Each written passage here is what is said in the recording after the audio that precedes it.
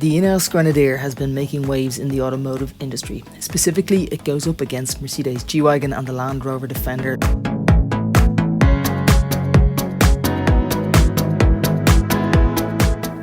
One of the key features is this diesel engine, which delivers 246 brake horsepower and a maximum torque of around 550 Newton meters from the powerful BMW 3-litre twin-turbo diesel.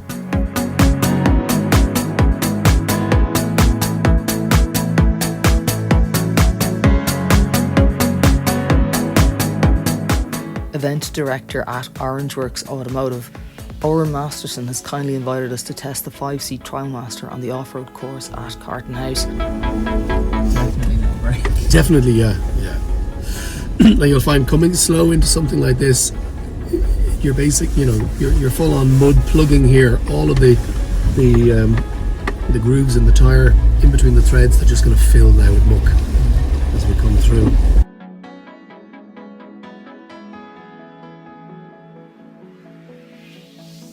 Let's talk about the exterior for a moment. Now, for instance, there are hints of existing cars that we know and love, such as the Defender and the G Wagon. But whereas the G Wagon tends to live in the cities and is a little bit of a flex, this isn't who that car is aimed at. Buyers for this car really want to use it as much as possible. And everything from the side runners to the boot space is all designed around using it as a workhorse. It's quite raw in comparison to a Defender. They've thought about what it's going to be used for and any knocks or bumps it's going to get. So for instance, the front bumper and the rear bumper come in separate parts. So if one side gets damaged, just that part can be replaced instead of the entire bumper. Obviously the side profile is very familiar, and that is old school Defender. And the way that the Defender wanted to move forward, this is where Sir Jim Ratcliffe wanted to keep it a bit more raw, what it was meant to do, serious off-roading. Lock the differential with a little collar on here, and that quite simply slides across. So in high range, we can lock our centre diff lock and guarantee 50% power to the front and guarantee 50 to the rear. We can do that in low range as well, but we must stop to go from high to low. That's okay. Perfect, so we're going to put on your downhill assist. So that is going to slow your rate of speed down as you're descending the hill. And we'll get an idea of our pitch here, what sort of angle we're at. I reckon we'll be kind of very high teens, could be early 20s. And again, you can get an idea of your wheel angle.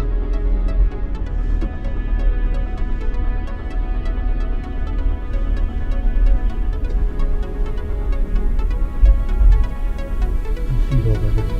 So exactly the same as in high range, your hill descent control is taken over using the traction control system in the vehicle. It's braking for me right now. Exactly. Yeah. It is braking those wheels so fast, something that you as the driver could never do as quickly as the technology in the car. So, and it might cause it to slip if I brake too hard. Exactly. Yeah. So if you were on grass, for example, or muck or anything that's of a slippy nature, and you were to apply the brake, you could end up skidding. And more often what happens, more often than not, the back end will swing right or swing left, and then you'll end up putting yourself into a precarious situation. So you just turn the hill descent control off at the flick of the switch there.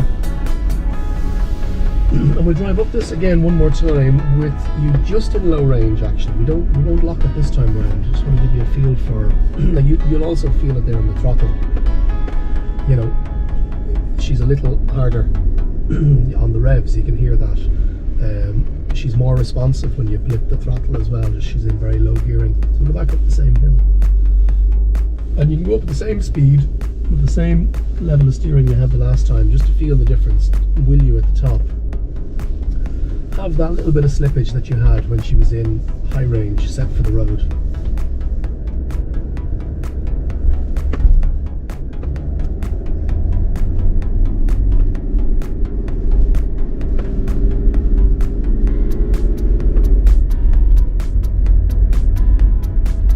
That's incredible. Yeah, a little in the back, I could feel it there.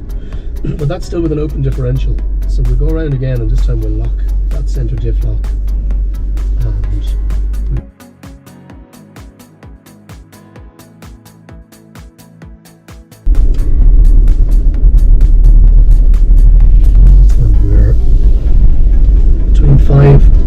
7 mechanically, just with first gear and low range. Some buckets of confidence there for the driver or the customer in understanding the capabilities of what the vehicle can do in this environment. And nice and easy. I might put your rear diff lock on just for coming up. I know it's a little muddy there, and it's mud on stone, so it's going to have shiny stone effect in here. Perfect. And we're coming on up and bearing to the left. Bearing to the left. Yeah, keep going straight now for the moment, and then bearing left to follow. Oh, I see it now. Yeah. Hidden away. Yeah. Started giving Ace one halfway through about the seatbelt. Oh, did it? Yeah. Well, the great thing about that off-road mode is if you're stopped and you put it on, you can get away with not having the rear seatbelt on. Oh, look at us going like this. Yeah, it's like slow drifting. Yeah. We're gonna come all the way around here. There's quite a bit of mud at the base of this small descent around here, but that first section was fairly well rutted. yes, yeah. So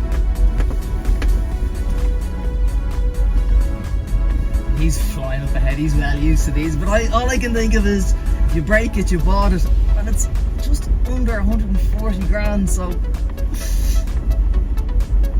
And for this, this is, simulating a bit of builder's rubble here, crossing over a construction site, for example.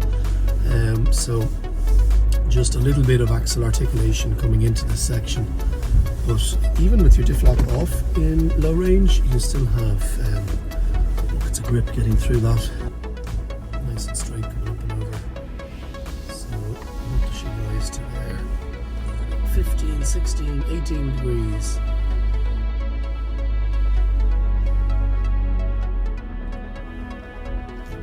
Wheel wash here now. Yeah.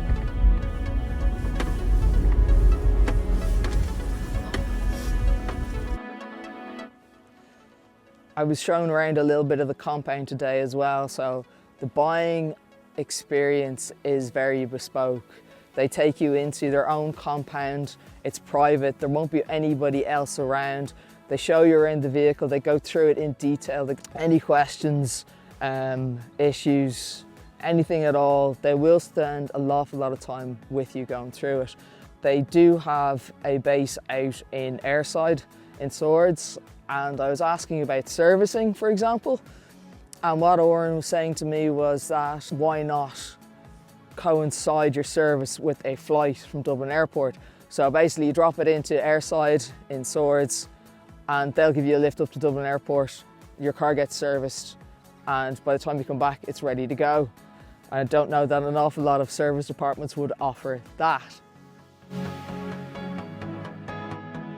As much fun as it was to take the Grenadier for an afternoon's jaunt off-road, who is it aimed at? The online trolls who give out about where the new Defender has ended up, or those who are a little more savvy and genuinely would use a winch with a 5.5 tonne capability on a daily basis? It has modernised those traditional Defender elements without making them secondary to the 4x4 itself. It holds on to the past while using powerful and emissions-compliant engines with utilitarian interiors. The doors of the 2080 split tailgate open wide to access the 1100 litres capacity of boot space. You pull the 60/40 seats down and you get over 2000 litres, but the seats don't fold entirely flat. A heavy-duty interior means the floor can be hosed down and the water can then dissipate out through a drain hole. The dash just in front of the driver is solely for warning lights, where the central display is used to show your speed, fuel, gear, temperature and road speed, which is a little confusing as you still tend to look first straight ahead and then you remember all of the useful information is to your left. Is it perfect for hardcore enthusiasts? If they're well-heeled and die-hard rugged off-roading fans that need a capable and reliable workhorse, it's close. It comes ready for you to add many customizable options, it's characterful and has buckets of off-road capability, yet may not be slick enough for the masses who would ensure its comfortable survival.